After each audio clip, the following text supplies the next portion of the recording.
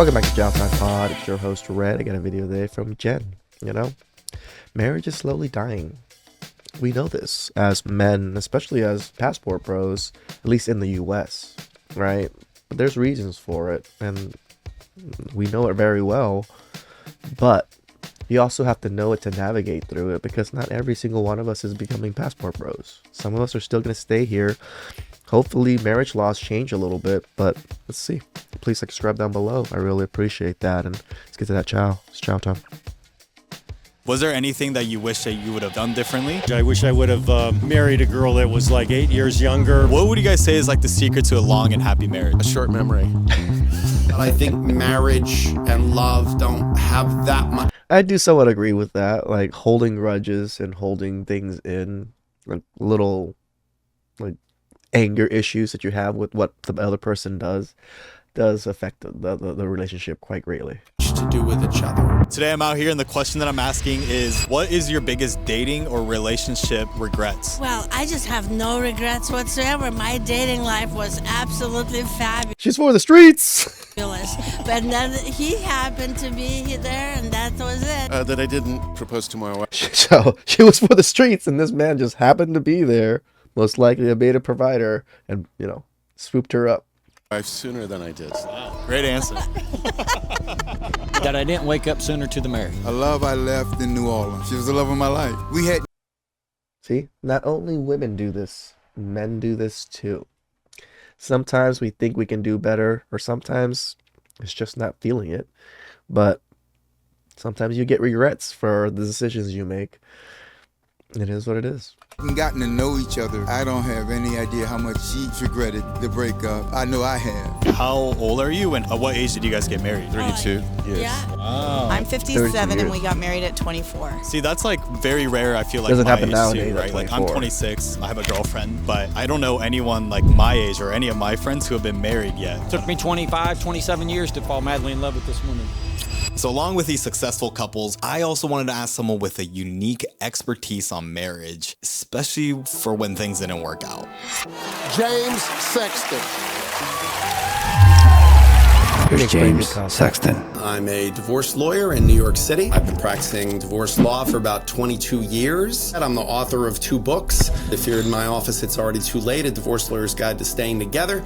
And the other is called How to Stay in Love, Practical Wisdom from an Unlikely Source. You mentioned that you believe in love, but you don't believe in marriage. Do you think your experience as a divorce lawyer and, seeing probably the most extreme of cases, as well as your, personal experience with divorce yourself, do you think that has impacted your view on marriage? I think my own marriage, which ended in divorce, definitely did not make me not believe in marriage. I'm really glad I was married. I have 2 wonderful adult children, but I don't think that was unsuccessful. I think sometimes things end, and that doesn't mean they weren't successful. I think that we have a definition of marriage that if it doesn't last forever, it was a failure, and I think that's a wildly inaccurate definition of a successful marriage. I know people that stayed together absolutely miserable. I get to see a really honest version of things because, again, the 2 people you never lied to or never should lie to are your.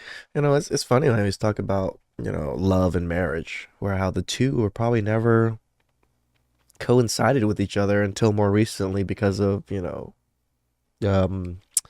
Disney fairy tales and all these things. Before, marriage was always a contract to get more land, to grow a family, to protect a family, to gain something for the family, or to do something in regards to protect your kids or something like that. Love wasn't such a big deal. You found a good suitable mate for your daughter, you found a good suitable mate for your son, you got them married. There wasn't like, oh, you had to love this person. No, you grew to tolerate each other, you grew to kind of somewhat love each other, and you grew to build together. That was the major part of a marriage, is to build together. Your doctor and your lawyer, because our only job is to protect you, and we have total, confidentiality. The majority of marriages end in divorce, not living happily ever after. Nope. Before we continue, when 52% of marriages end in divorce, is the concept of till death do us apart a dead concept? Because like anything these days, there's divide. I don't think what we have today is really marriage. You shouldn't hold on to things that no longer serve you. Why would I get married? There's no actual reason to get married. So with people waiting longer and not choosing to marry at all, I wanted to explore the current state of marriage and what the future holds for relationships. With our lack of trust in institutions and increasing isolation, are we too far gone? And also, what does this all mean in the context of my own relationship? I guess we gonna see.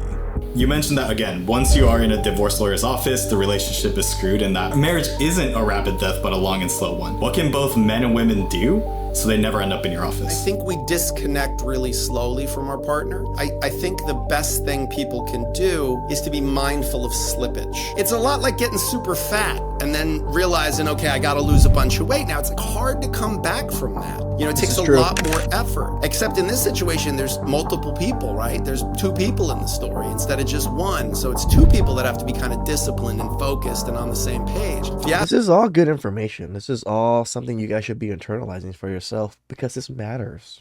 Even if you marry a woman that's not in the West, what the gentleman is saying does touch base on marriage. There's going to be sacrifice. There's going to be a little bit of give and take. There's going to be not everything's perfect, you know? It's a fight. Ask most people like, oh, what do you like best about your girlfriend or your husband or your wife? Like, they're nice and they're smart and they're funny. But if you drill it down and say like, tell me a couple of things that they did this week that you really liked, it's weird stuff. A lot of times it's not what they think it would be. And it's just as easy to devote your energy to those things as it is to devote it to the things that make each other miserable. What would You hear that, guys? It's easy to focus on the things that make you happy, but just as easy as it to focus on the things that make you miserable. I was probably part of this when I was in my marriage. I always focused, man, she never does the laundry. She never does these things. You know, she doesn't do those things. I focused too much on it, and I put too much pressure on myself to get these things handled. Right? If I probably didn't care too much about it, but then I would probably have a messy house. This is what sucks about, you know, picking the wrong partner. What do you guys say is like the secret to a long and happy marriage? A short memory. When you base your value system on the same thing, that's really helpful. Well, actually, I think I think that's probably one of the biggest advices is to have your value system align. If your value system aligns, I think everything else is so much easier to kind of place within a relationship.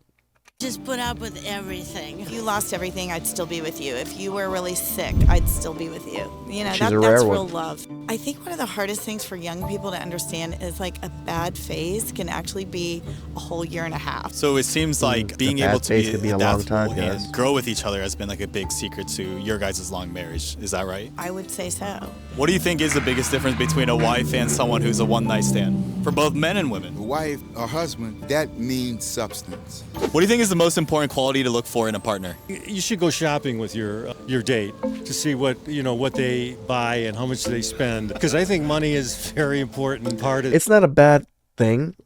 Don't take her shopping as in buy her stuff, but if she wants to go shopping and you just tag along and see how she operates with her money.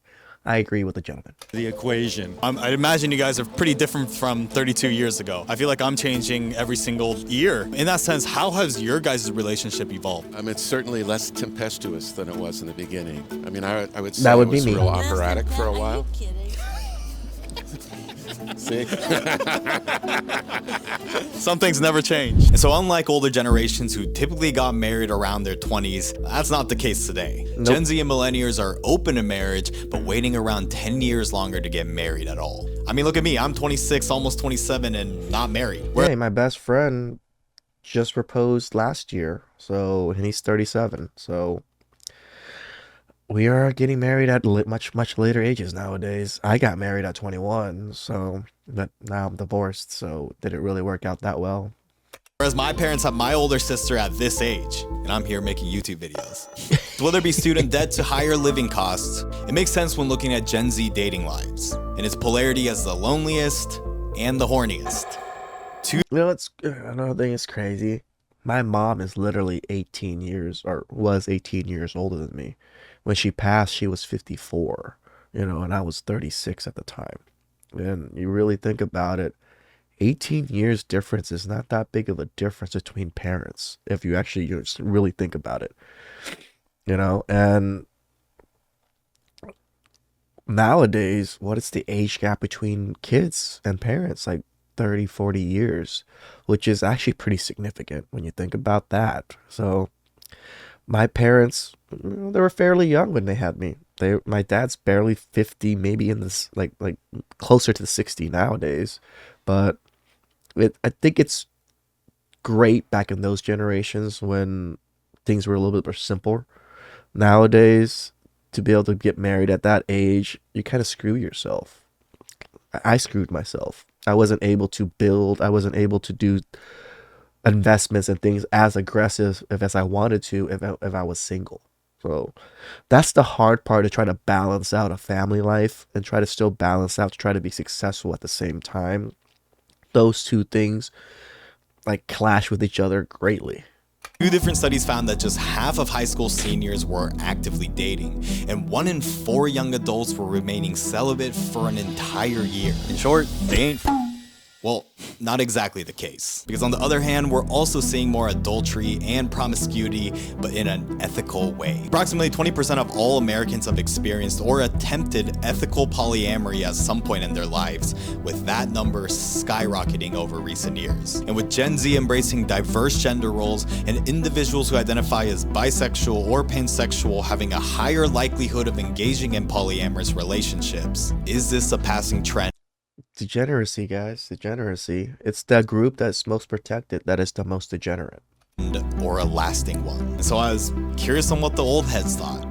Another thing that's kind of been like more popular in our generation has been polyamorous relationships. What are your thoughts on polyamory? You know, I have a few friends in open relationships, and I've met polyamorous people. They're always really eager to talk about it. For me, I'm just not emotionally wired that way. I think that's a bad idea. I just think that's super confusing. I'm too jealous and too emotional. I agree. The jealousy factor thing is a big problem. If say I was some Chad and I had 6 women, the jealousy factor between those 6 women are going to constantly eat at each other, and they're going to constantly eat at me. Right? If I show one too much attention, there's going to be some fucking infighting. There's guaranteed infighting. Why? Because people are people.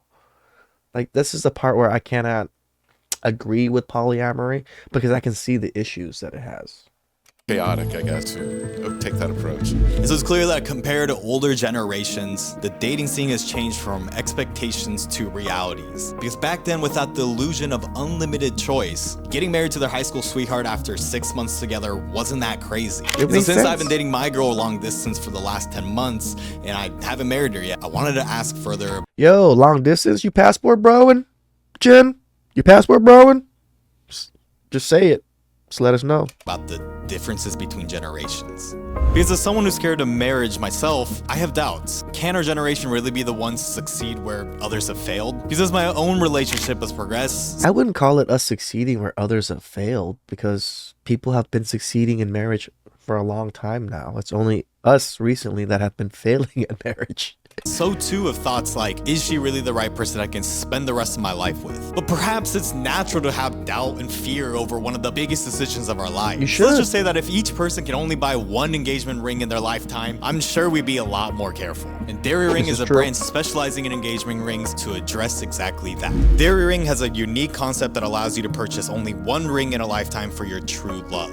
And they believe in their mission of protecting the sanctity of true love and marriage so much that they conduct ID verification to check out not only their wedding. Now, I wanted to hear from the older generation. What do you think is like the main difference of dating back then compared to now? Cool. I mean, because you have an opportunity to find all kinds of action quickly to dating sites. Obviously, we didn't have Google and all the stuff you guys got today, or like my sons got today. It was more one-on-one, you have to talk to a person. From what I've heard, especially from my children's friends, is that there's a lot of filters applied to it. And in fact, in our case... Facts, man. Again, when I got divorced and jumped back into the dating scene, I downloaded Hinge, and I was just like, oh man, all these girls look so good in the face, right? Why does everybody look so good? Show my friends, like, dude, those are filters. I was like, what the fuck are you talking about? Filters? Yeah, because I was married for 12 years. I didn't use Snapchat. I didn't use Facebook. I didn't use any social media or anything. So I just didn't know about this shit. case, had we applied filters, we would not have married, I would think. I'm not sure we would have met. Yeah. How did you learn about relationships and dating when you were growing up? We had role models that we could look at and family around us that supported that. So I feel like a lot of my generation these days, we struggle with dating and relationships in general. And the general kind of consensus is kind of a negative view on dating. Why do you think this is kind of a struggle point for our generation? Well, I think it's primarily social media. I mean, for example, when I met Tanya, there's an immediate physical, emotional vibe that you get, which, you know, you just don't get through electronics. They're too casual about how fast they sleep together. Sex becomes such a big deal that they... I agree with this. Like, even me, I'm like in that mindset that like, oh, she doesn't sleep with me after 3 months. Like, she doesn't like me. I'm just going to move on, you know? And then like these things get discussed slightly, but it's that battle of I want sex with the least amount of resources possible, and then she wants the most amount of resources for the least amount of sex, or none at all, right? And I think as men that have learned, you know, red pill has, you know, seen the truth, we do need to move a little bit differently. We do need to move in a better way, in a sense. Like, we know the information's out there. We know how women treat men and how the things they do with men. I think we just need to internalize it and not externalize it as much as we usually do. Aren't willing to put the effort in to just get to know each other. And with the rise of hookup culture, it's undeniably influencing how people date. And when art represents culture, it's no surprise that we're now seeing content on dating gurus, pickup artists, to OnlyFans influencers. But interestingly, this surge is also giving rise to a counter trend in a different type of content. If you are not familiar with the term trad wife, it is a woman who chooses to live a more traditional life with ultra-traditional gender roles. There's been a recent resurgence of traditional men. Yeah, don't really trust these trad wives. Why? Because they're on TikTok fucking trying to make money and trying to advertise yourself as a trad wife. That's not what a trad wife is. Just saying. Marriages as seen by people like this TikTok creator. I don't want to be a corporate girly. I don't want to climb the ladder. I don't want to be a boss babe. Trad wives are traditional housewives who believe their role is to be homemakers. And their content from cleaning to cooking has caused quite the controversy on social media. Okay, at least if you're not putting on makeup and you're actually doing things, I think that's a little bit better than you're in full makeup and full outfit. Seems a little scammy. Some say trad wives push regressive beliefs on women's rights and are exclusionary to the queer and trans community. And some also argue that maintaining a traditional marriage in this day and age is an unrealistic standard, especially as gray divorce has increased over the years. But is this true? Since 1990, as attitudes towards divorce has become more socially acceptable, divorces for those over 50 has nearly doubled. But with some studies showing that men in a gray divorce tend to experience more negative effects than women, wanted to ask the lawyer. I'm curious on your thoughts on the post-divorce, right? Once that's all settled, who fares better? Women that are divorced or men that are divorced? Dating men, for sure. Women are much more open to the presence of stepchildren or a boyfriend with children. They don't really look at the kids as baggage as much as they look at them as a part of this person who they are feeling romantically about. And this is why women don't understand how we view them as, you know, single mothers. They view men with kids as a part of that person. We don't. We see it, that person, and then the kid. And that is an extra being that is there. Where women see it as all one package, like one person that's part of him.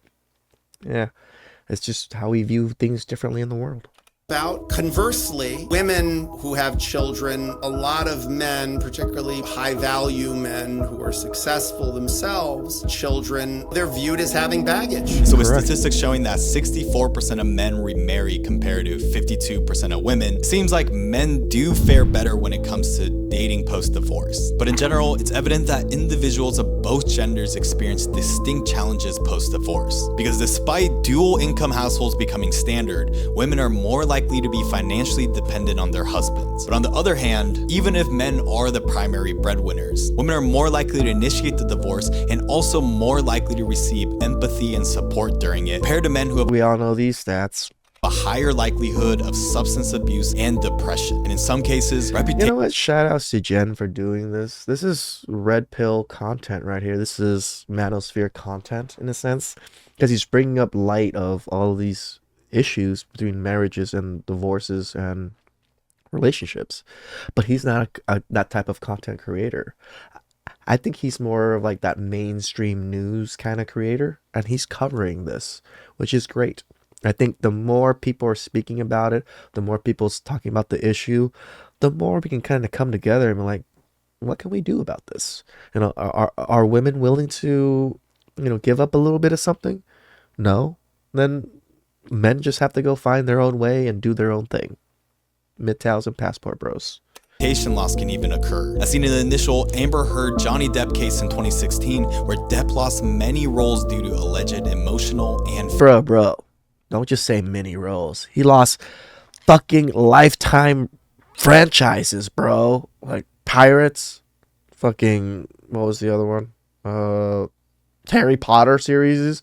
Like the gentleman could, like, he's not even that old, tell you the truth. He could be still making millions of dollars in movies nowadays, but now he got blacklisted because of this shit. Physical abuse. And not only so, child custody also tends to favor women, but some argue for good reason. Most women take on the primary responsibility for child rearing, where fathers spend roughly 50 minutes less with their children than their mothers. In a scene in the months-long custody battle between Olivia Wilde and ex-husband Jason Sudeikis, Wilde Poor Jason Sudeikis, man.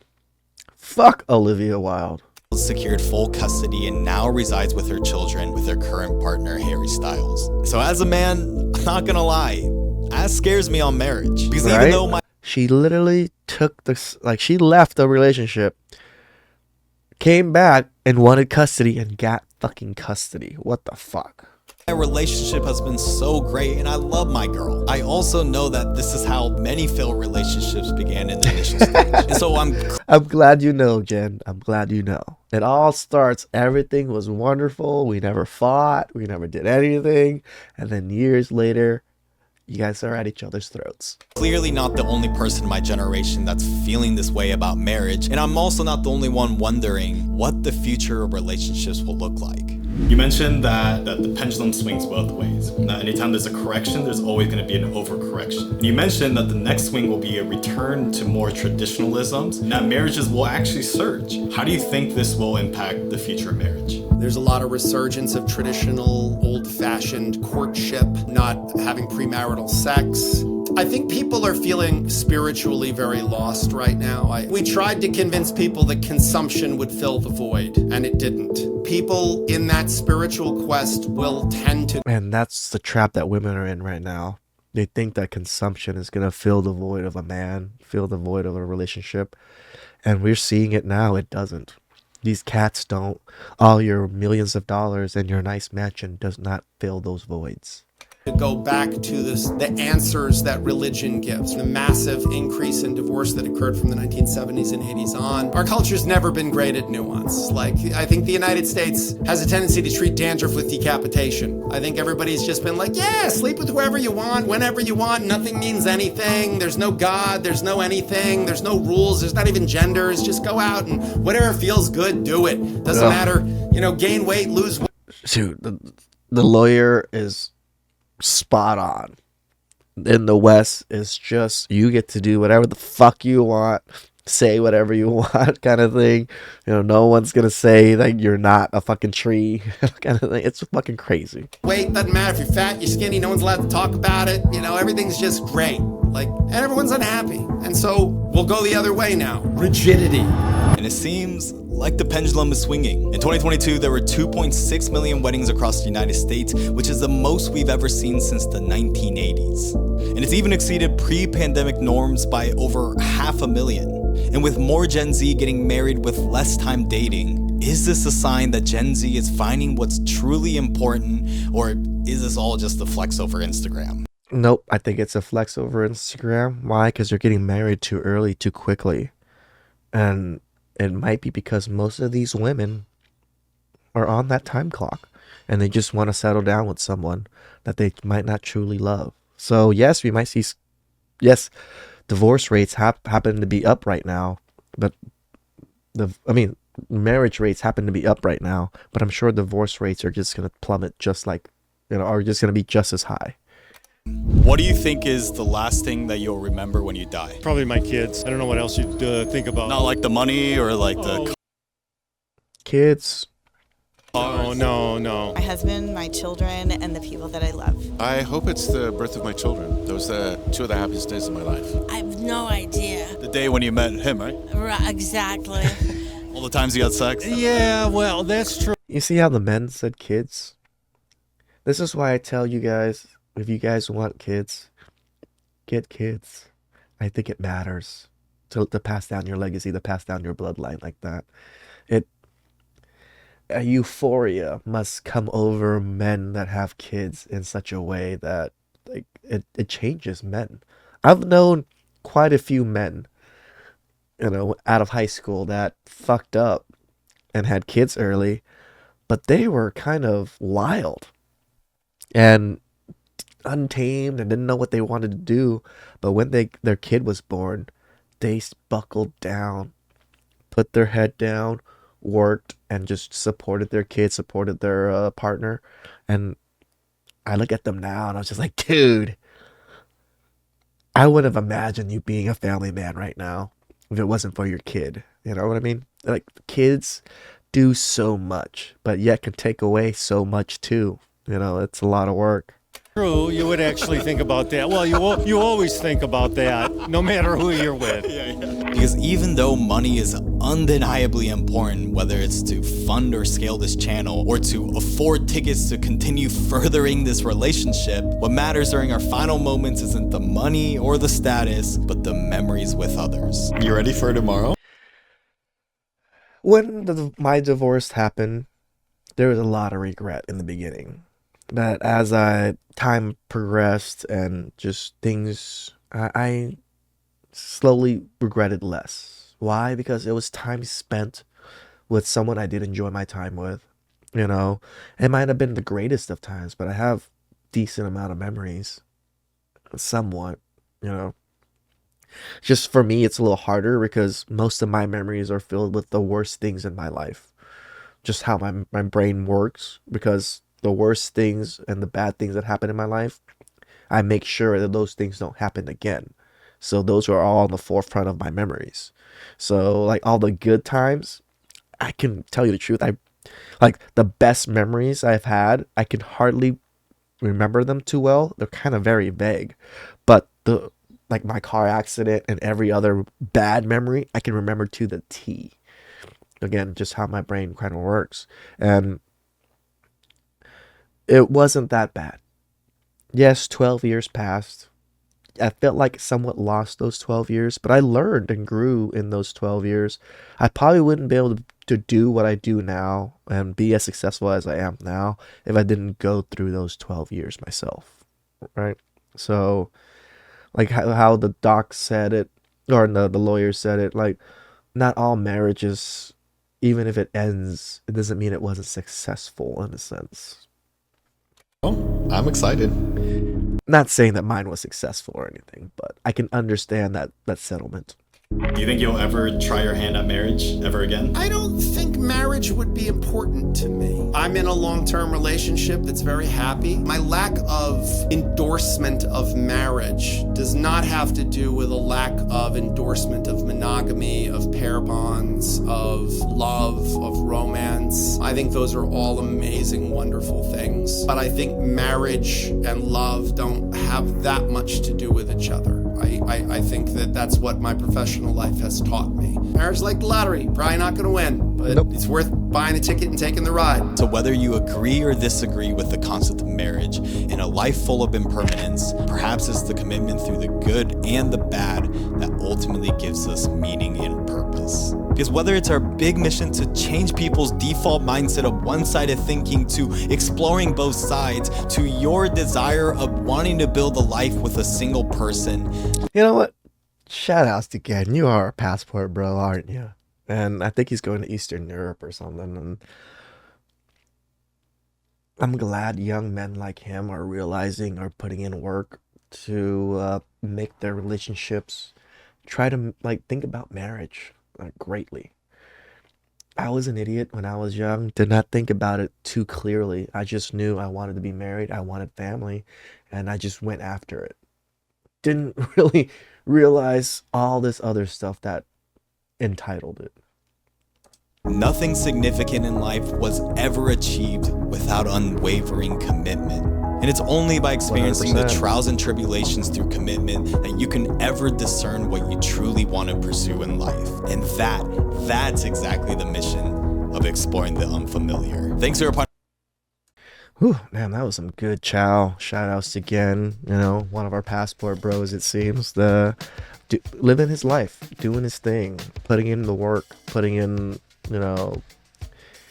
some time and effort into the community of men, of relationships, of men and women. It's crazy to think that young people have so much power nowadays to make content and just to kind of touch people's lives without being there in person. That's what I love about this platform and I love about the internet. Please subscribe down below. I really appreciate it, and I'll catch you guys next time.